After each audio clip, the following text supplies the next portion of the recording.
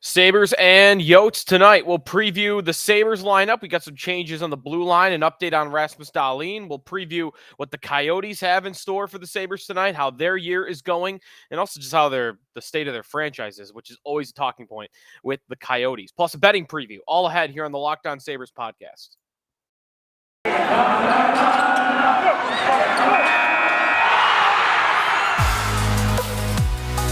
Your Locked On Sabres, your daily podcast on the Buffalo Sabres. Part of the Locked On Podcast Network, your team every day.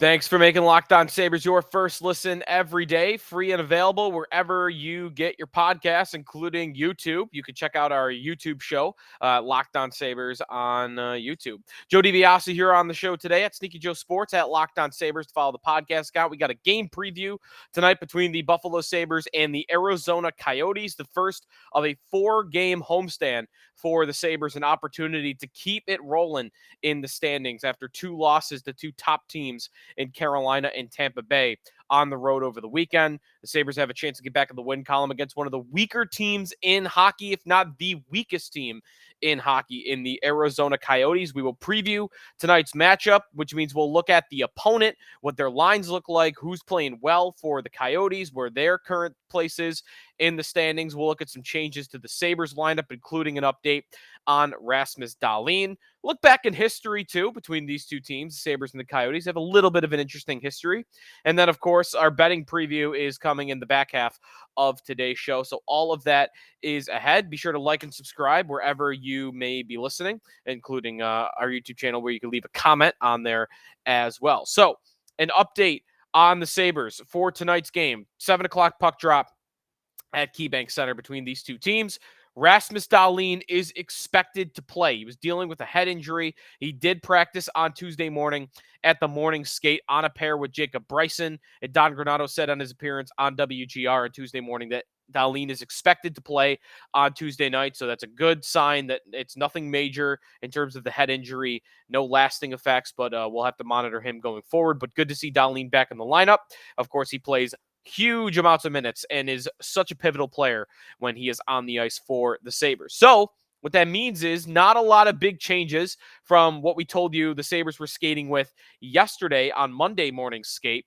Tuesday is largely the same, but with Dahlin in place. So just a few changes. The Sabres lineup for tonight includes Tage Thompson centering J.J. Peterka and Casey Middlestat, Dylan Cousins centering Alex Tuch and Jeff Skinner, Peyton Krebs centering Victor Olofsson and Rasmus Asplund. If you missed Monday's episode, I went through why I love that line. I love that line. I hope it develops a nickname, whether it's the KO the KO line or the Koa, something. We got to come up with some nickname because I think that line is going to work.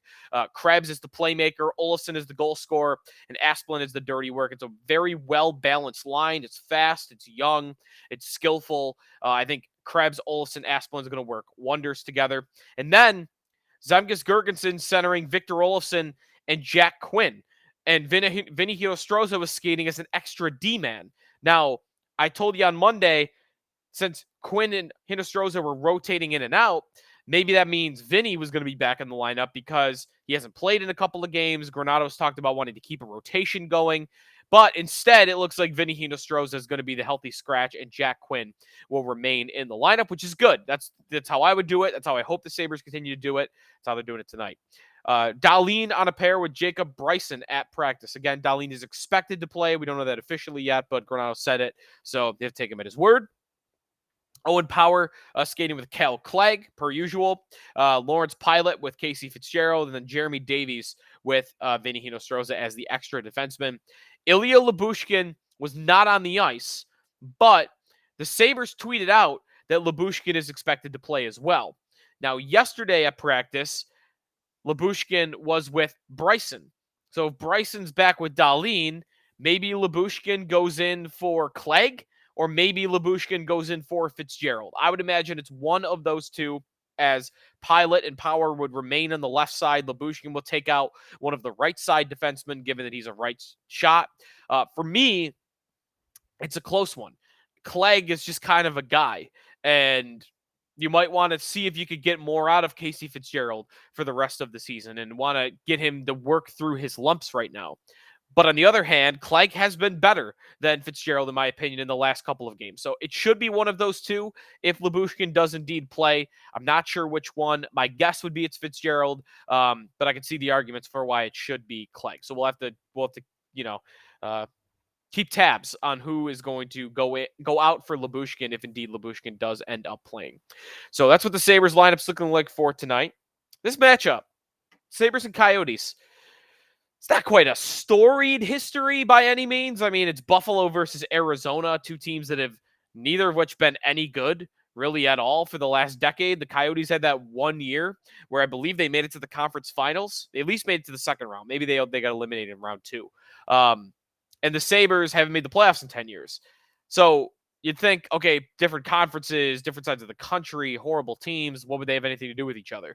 Well, if you remember, we were tank rivals in the 2014-15 season, and the most famous game between these two clubs, the Sabres and the Coyotes, is the Tank Bowl, March 26th of 2015. I was in the crowd. I was a full-on embrace the tank guy. I had a bag over my head with a smiley face on the bag because we wanted to make sure everyone knew we were happy about the losing. And that's the famous game that the Coyotes come back to win. They tie it against the Sabres late in the third period. They win it in overtime 4-3. I don't even remember. Sam Gagner maybe is the guy who gets the goal for Arizona. And the Sabres fans cheered. And Mike Weber was mad about it after the game. Zach Bogosian was mad about it. It got talk on ESPN. I remember Pardon the Interruption did a segment about it with Tony Kornheiser and Michael Wilbon. Like that was a scene, that game. We were full in Mick Eichel race mode, and the Sabres and the Coyotes were the worst two teams in the league at that point, and that was a big win.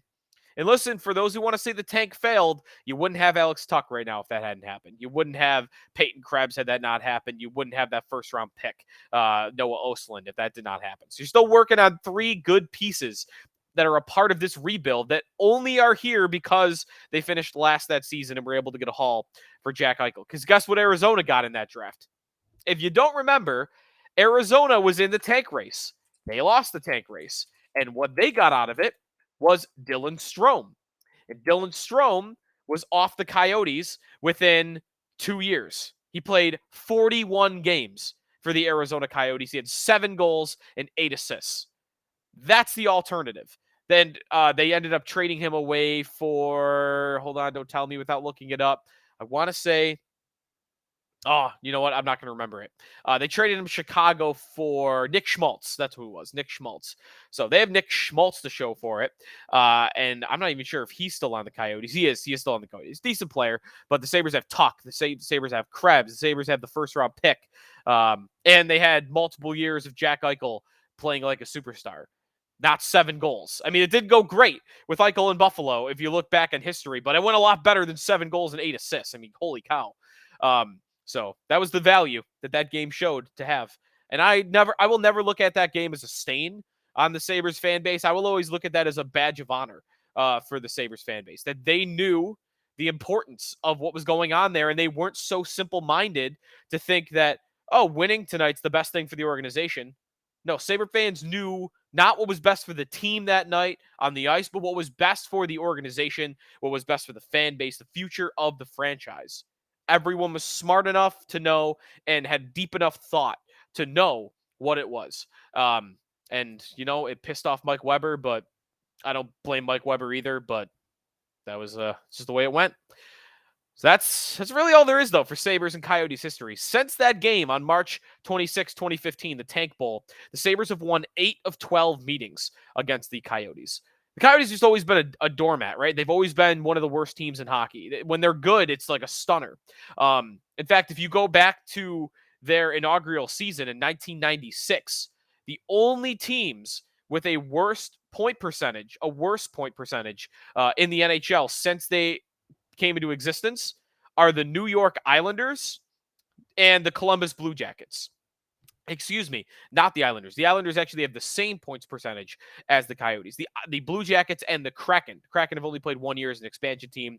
The Blue Jackets a 492 points percentage. The Coyotes a 498 points percentage since 1996. So they've just always been horrible. Career franchise record of 588 858 losses. Sorry, reading numbers is hard. 858 wins, 864 losses, and 94 ties / overtime losses. So Coyotes. We'll tell you, though, about what's going on with the Coyotes right now. Not too different from where they've been in the past, but it's bad, and we'll let you know how bad when we come back here on the Locked On Sabres podcast with Joe DiBiase. And then in our third segment, we're going to preview tonight's betting matchup, and we'll do that by looking at the odds at Bet Online. BetOnline.net, your number one source for sports betting information, stats, news, and analysis this season. Get the latest odds and trends from everything in professional and amateur leagues out there, from football to basketball to soccer. You got the World Cup coming up, esports. They've got it all at betonline.net. And if you love sports podcasts, you can get those at BetOnline as well. They are always the fastest and easiest way to get your betting fix. Head to their website today or use your mobile device to learn more. BetOnline, where the game starts. Joe DiBiase back here on the Locked On Sabres podcast. Thanks for making us your first listen every day. When you are done with us, be sure to make your second listen Game to Game NHL. Every moment, every top performance, every result. Locked On Game to Game covers every game from across the NHL with local analysis that only Locked On can deliver. Follow Game to Game on Locked On NHL, available in the Odyssey app, YouTube, and wherever you get your podcasts. So, what is going on with the Arizona Coyotes? If you haven't watched a whole lot of them this season, this is the epitome of what the Coyotes are. It's peak Coyotes. They're the worst team in hockey, and they are proving to everybody why they should not have an NHL team, why the market should not have an NHL team. It's just an embarrassment. It's a black eye on the NHL that they are currently playing in the arena that they are playing in. They are playing in Mullet Arena. Cool name, but a joke of a venue for an NHL team. It's the Arizona State. If you haven't kept up on this, it's the Arizona State Hockey Arena is where the Coyotes are playing with a max capacity of about 6,000 people, less than a third of what every other NHL arena is in the NHL. And they're playing in a facility that has locker rooms that are like stuffed away in closets, and the visitors' locker room is like in this open area where there's curtains set up. It's just like this makeshift arena setup for the Coyotes. They got the Arizona State logo at center ice. It's just such an embarrassment. And they're hoping to get an arena deal done with Tempe, Arizona, but there are so many loopholes and hurdles that still need to be jumped over to get to that point. And then we're talking about years before that arena will be built and ready to be completed. And then on top of that, who's to say they're even going to stay there long term if they get a new arena? Because they got kicked out of their last arena, the Gila River Arena in Glendale, Arizona. I mean, it's not a perfect venue. In fact, for the area, if you know the area at all, it's kind of away from everything else. So it's not a great spot, but the Coyotes got kicked out of their previous arena because they didn't pay their bills.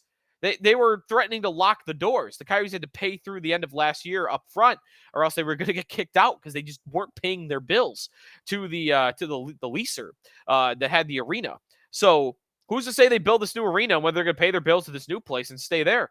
I can't.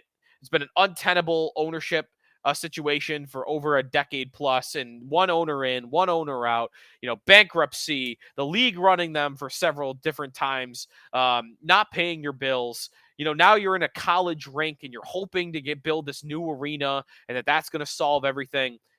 I just think we've got almost 3 decades. We have 2.5 decades worth of sample size now that prove that market can't sustain NHL success. And it might, listen, they have not had the benefit of having a good team. I mentioned the record earlier. They have the second worst record in hockey among teams that have played in the league that long. So I get it. If they had had a Stanley Cup contender a couple of these times, maybe that could have sparked a boom with the hockey community there. But it hasn't happened. It hasn't happened. And because it hasn't happened and because it's not a natural hockey market, it doesn't seem like it's coming anytime soon. So I think if you're the NHL, you just have to admit defeat on this one. You have to admit failure and give that team to a city and a market that will appreciate it. There are many. There's Quebec City. There is. I mean, even try something on like Houston. Try anything. Try a second Toronto team. Cleveland, Portland, Oregon. They have the facility to do it, the arena to do it. You got to find an owner interested to do it, but I mean, there are so many markets that are much more deserving of an NHL franchise in this one. And every year that goes by, it gets more and more embarrassing, and they are at their epitome of embarrassment right now. How about the team on the ice? Well, the team kind of matches all I just said about them off the ice. They're bad. 4-6-1, 9 points. They are tanking. They are hoping to get Connor Bedard in next year's NHL draft. They are not in last place right now, though. So if you're the Coyotes, you're probably hoping that you get up in the draft, you get Connor Bedard, and that sparks your franchise a little bit. But as of right now, they're 7th last. They're 26th out of 32 teams. Vancouver, Anaheim, San Jose, Ottawa, St. Louis, and Columbus are all lower than the Coyotes in the standings. But the Coyotes are a bad team. They have a league worst 36.4% expected goals for percentage. They are the worst possession team in hockey. They're one of the worst shot attempt teams in hockey.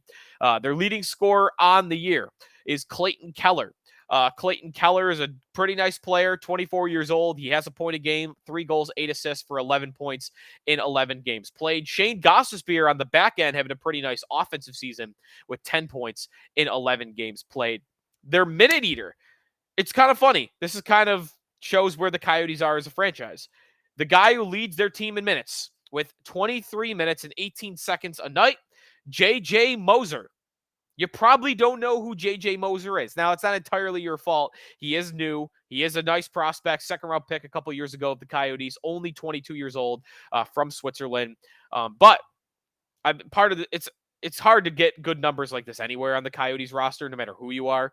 But Moser has a 35% expected goals for rate, just 5 points on the season. Not getting the results. I don't know if that's just his situation or if he really is that bad a player, but he has got some bad underlying numbers so far to start this year. JJ Moser. Their goalie situation. Karel Vejmelka is their starter. Connor Ingram is their backup. I don't know who's going to be playing tonight. They have not announced that yet. It was just double checking here to make sure. Yeah, no announcement as of yet. So it'll be Eric Comrie for the Sabres. If I didn't say that earlier, go for the Sabres going up against either Vejmelka or Ingram. It's a tough one. So that's your synopsis of the Arizona Coyotes. We'll come back and we'll preview tonight's betting matchup between the Sabres and the Coyotes and some bets that I like, including my favorite prop bet of the night. That's coming up here on the Locked On Sabres podcast with Joe DiBiase. We are brought to you by Simply Safe.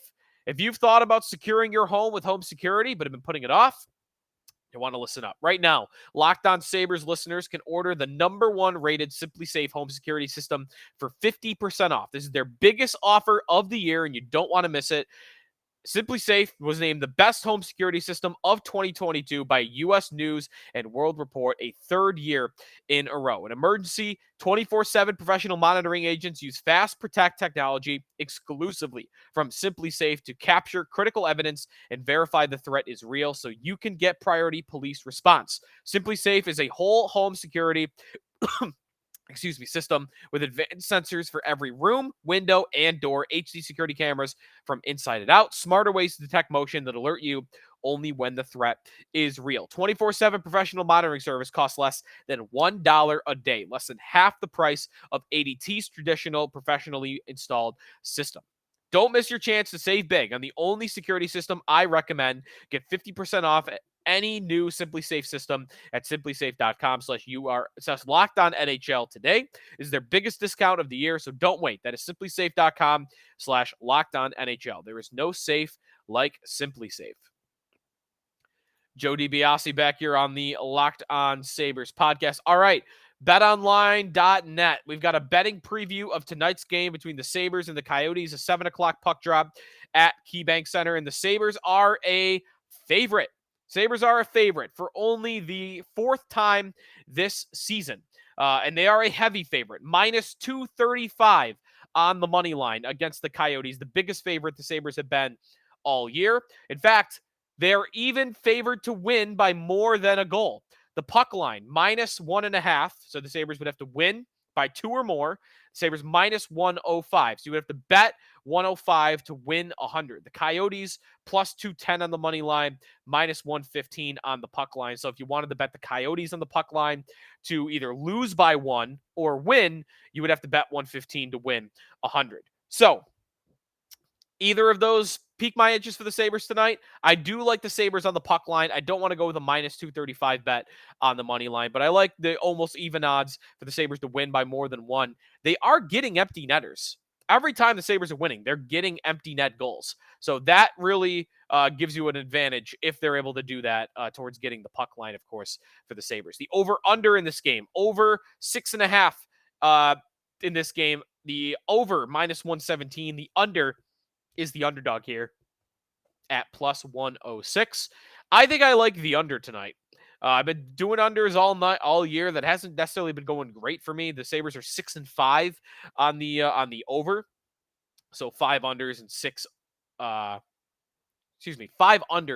overs this season. But I like the under for tonight's game. I don't think the Coyotes are going to find their way to scoring more than 1 goal. I just don't think they're a good hockey team at all, the worst team in hockey, and I don't see them scoring much on the Sabres, especially with Rasmus Dahlin back in the lineup. I like one prop bet a lot for tonight's game, and that is Casey Mittelstadt at +300 to score a goal. Mittelstadt is not a goal scorer, but he has been bumped up to playing with Tage Thompson in tonight's game. And I think that's going to lead to more 5-on-5 minutes, and I think that could lead to more scoring opportunities, and you're getting a longer shot odd than several guys like Dylan Cousins at +275, Alex Tuch at +179, Tage Thompson at +120. I mean, Mittelstadt is playing the same line as Thompson, but it's almost 3 times as likely that he's going to score as Thompson. Thompson certainly should be favored here, but I like Mittelstadt to score tonight at +300 because he's going to get more minutes and he's on a line that is going to make it easier for him to score some goals. All right, that's going to do it for us today here on the Locked On Sabres podcast. Enjoy the Sabres matchup with the Coyotes on Tuesday night. We'll be back to recap the game tomorrow, and then we'll start talking Jack Eichel and the Vegas Golden Knights. The Sabres host them on Thursday. Thanks for listening to Locked On Sabres and making us your first listen every day. Now go make your second listen Locked On Sports today. The biggest stories of the day, plus instant reactions, big game recaps, and the take of the day. Available on the Odyssey app, YouTube, and wherever you get your podcasts. Enjoy Sabres Coyotes, and we'll talk to you tomorrow here on Locked On Sabres.